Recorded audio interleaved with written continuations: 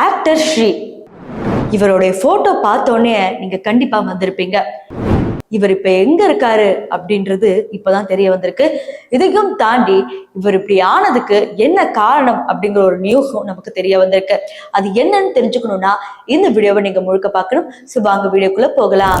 Actor Sri இருக்கப்பற்று, மாநகரம் அப்படின்ற பல படத்துல நடிச்சிருந்தாங்க.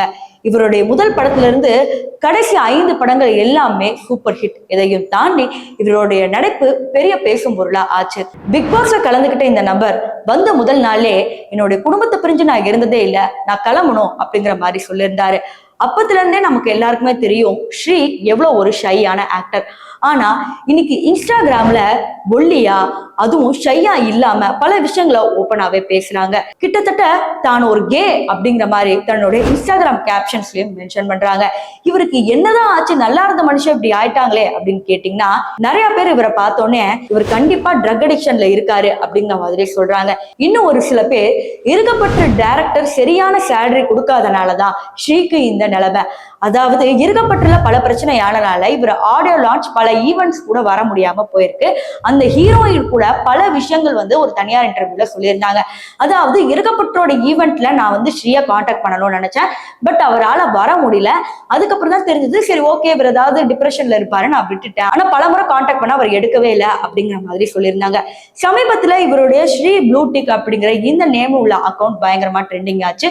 அதுல இருந்த போட்டோஸ், வீடியோ சமூக வலைத்தளங்கள்ல வேகமாகவும் பரவப்பட்டுச்சு.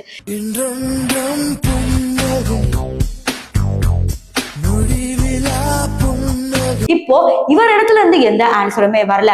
ஆனா கமெண்ட் செக்ஷன்ல இவருடைய குடும்பத்தார்கள் எத்தனை தடவை உனக்கு கால் பண்றது, உங்க அம்மா அப்பா எல்லாம் வெயிட் பண்ணிட்டு இருக்காங்க, எடு அப்படிங்கிற மாதிரி கமெண்ட் செக்ஷன்ல பொது வெளியிலே கெஞ்ச ஆரம்பிக்கிறாங்க.